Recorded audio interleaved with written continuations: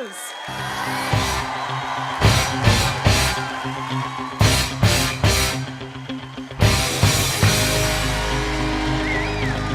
Thank you. Thank you, so many patriots. And as Jackie mentioned a minute ago, I grew up in Cuba under a strong military oppressive dictatorship. So as a teenager, I found myself involved in a revolution. I remember during that time, a young, charismatic leader rose up talking about hope and change. His name was Fidel Castro. And, we all followed him. We thought he was going to be our liberator.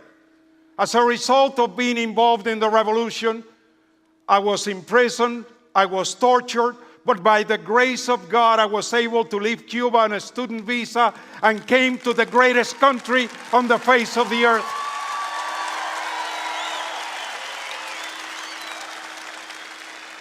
Went to Austin, Texas, got a job as a dishwasher, and paid my way to the University of Texas.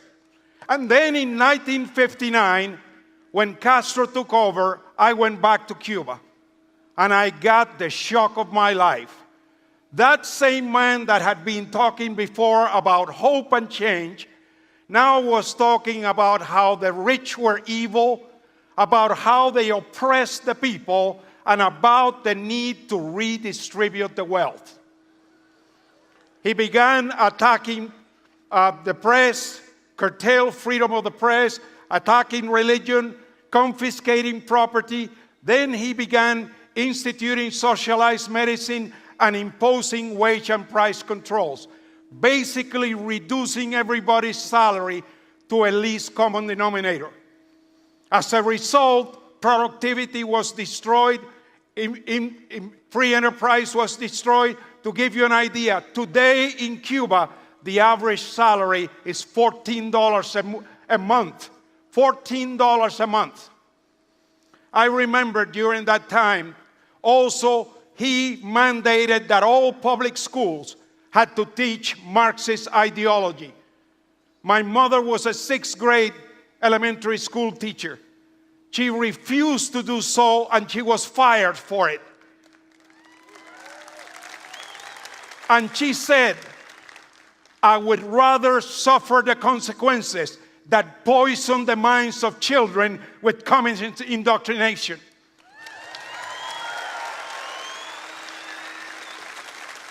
So I came back to the United States, totally disillusioned, but glad and thanking God for the opportunity that this country offered me. And just I decided that I was in the land of the free and the home of the brave, and this is the land of opportunity, and with hard work and determination, I could achieve any dream. And so within a few years, after graduating from college, I had my own business in oil and gas exploration. And then in 1976, I was shocked again when I saw a government started in this country instituting socialist policies, which I very easily recognized because of my experience in Cuba. So I became very active in the Reagan campaign. I joined an organization called the Religious Roundtable, a Judeo-Christian group that was very instrumental in helping Reagan get elected. So when my son was 9 years old, our conversation around the dinner table centered on politics every day. I remember over and over I would ask him, you know, Ted, when I faced oppression in Cuba, I had a place to come to. If we lose our freedoms here, where are we going to go? There is no place to go. This is the bastion of freedom in the world. And this is why we have to fight to protect the freedom we have. You know, we have a responsibility to carry forth these ideals of freedom to our children and our grandchildren. I remember when my son was still in junior high, I introduced him to an organization called the Free Enterprise Institute. He began reading Milton Friedman, von Mises, Hayek, Adam Smith, Frederick Bastiat, the Federalist Papers, the Anti-Federalist Papers. And as he entered high school, he and 4 other kids under the Free Enterprise Institute started a group called the Constitutional Corroborators. They memorized the entire U.S. Constitution, and for the next 4 years, they gave approximately 80 speeches across the state of Texas, just talking about the free markets and the Constitution. Before my son left high school, he knew without a shadow of a doubt what his purpose in life would be. And that would be to defend freedom and the Constitution, to work for limited government and the free enterprise system.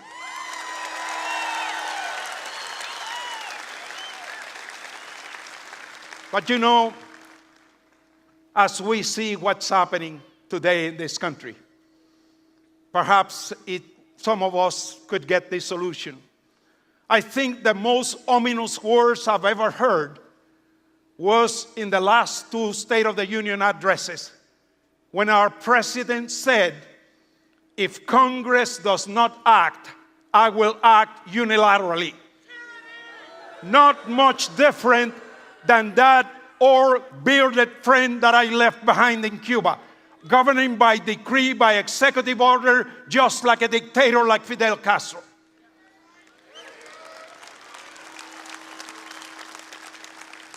And you know, when I look at our heritage, that's a great heritage of this country, I am so proud to be an American. We live in the greatest country on the face of the earth. That is why I feel so offended when our president goes around the world apologizing for America and negating our American exceptionalism. But the truth is, this country is exceptional and unique in the world.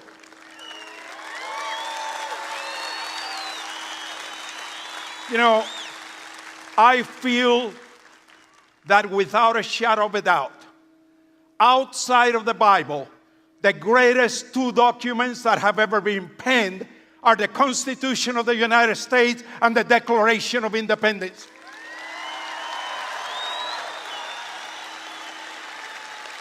And the reason those 2 documents have lasted for 230 years is because they were written on the knees of the framers. Men of God seeking wisdom from above. And those truths are as relevant today as they were 230 years ago. And you know, when we see the intrusion upon our liberties, when we see whether it is looking at our emails or listening to our telephone calls, or when we see the IRS targeting Tea Party groups, freedom-loving groups, because for their political ideology, I say we can remain silent no more. Silent no more.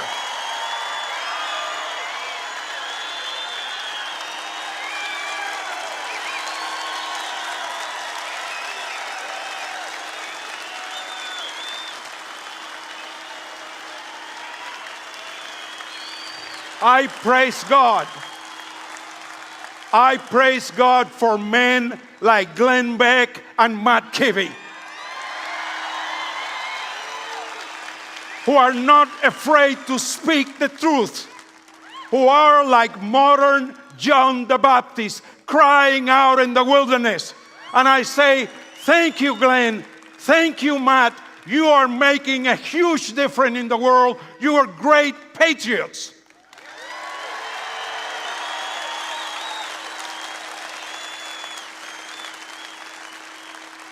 I want to close with the last few words of the Declaration of Independence.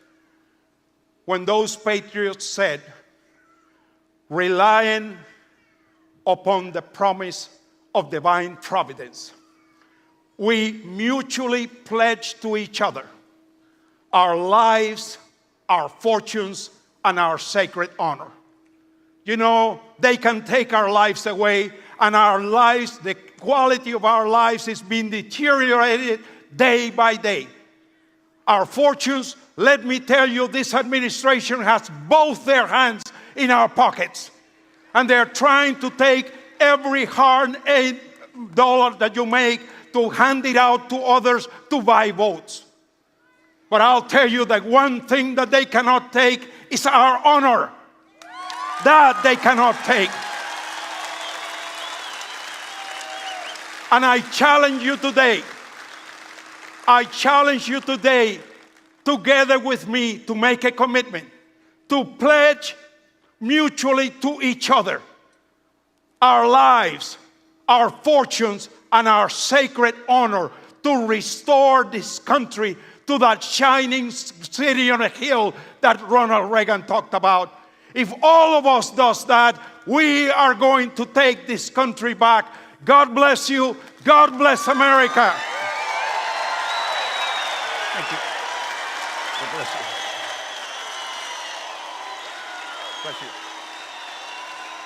God bless you.